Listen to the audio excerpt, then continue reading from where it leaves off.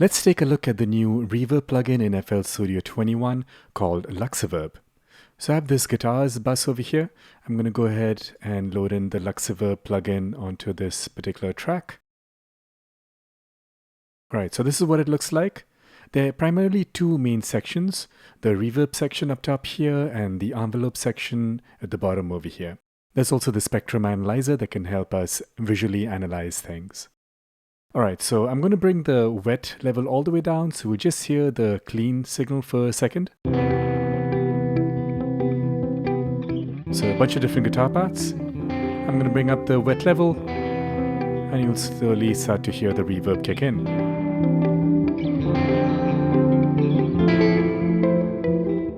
Now there's actually a wet gain level over here, which is essentially the input gain for the reverb. So if I bring this down, we don't hear anything going into the reverb. Helpful to attenuate the signal that goes into the reverb, or even increase it further if required.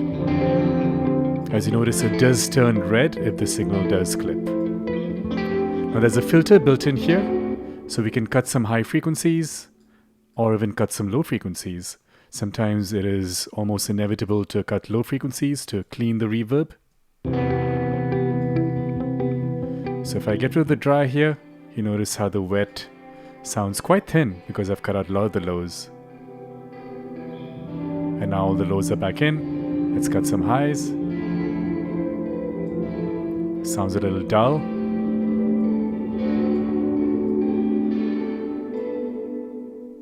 Alright, let's bring back the dry.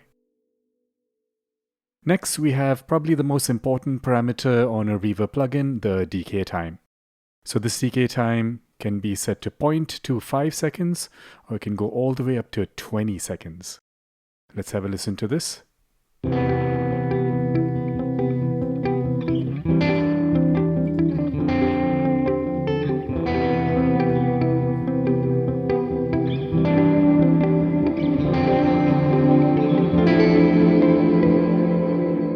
A very lush sounding reverb. And also as I adjust that decay time, you'll notice there are no artifacts introduced in the sound. And that is something that's unique to the LuxeVerb, which also means that we can automate this parameter very easily. Alright, next we have further controls for the reverb. We have overall brightness. So this cuts out the high frequencies from the incoming signal, but this is going to further cut down the brightness within the reverb section itself. So if I have the brightness all the way to the highest, it's going to sound fairly bright. But if I bring this down, you can hear it gets quite dull. Alright, next we have the size, room size emulation.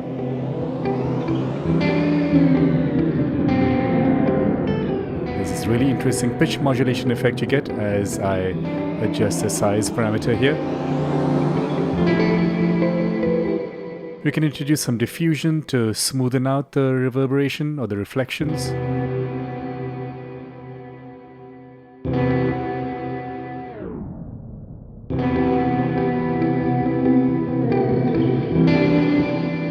Get some fluttering when the diffusion is down, so increase that to smoothen that out. Next we have character.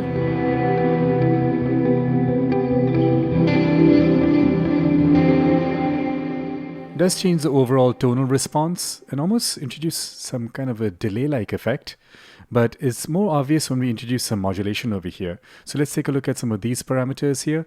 There's pre-delay. I like pre-delay when the reverb decay time is set to a low value. If I set this to a high value,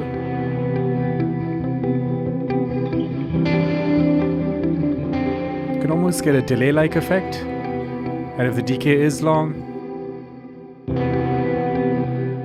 it almost extends the entire reverb time because technically it is pushing that entire reverberated signal a bit later based on this pre-delay. And this can also be set to musical subdivisions if you'd like.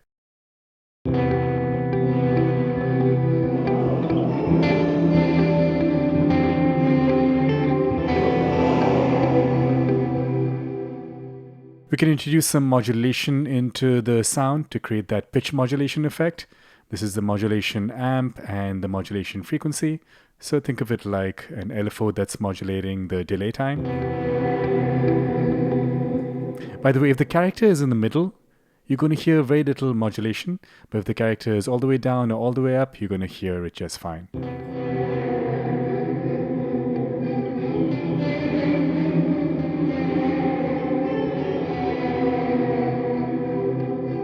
A little bit of that might sound nice.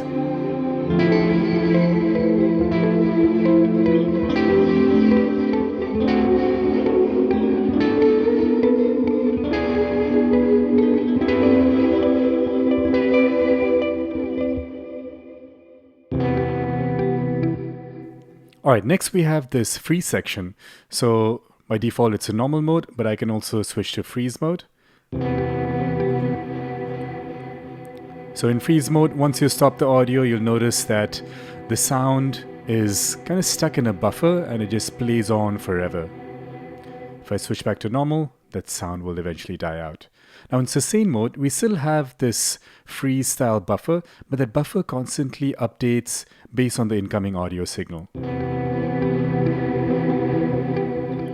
So you can hear the buffer looping, but you can also hear it's building up because the signal keeps accepting new audio. If I stop the audio, it still goes on.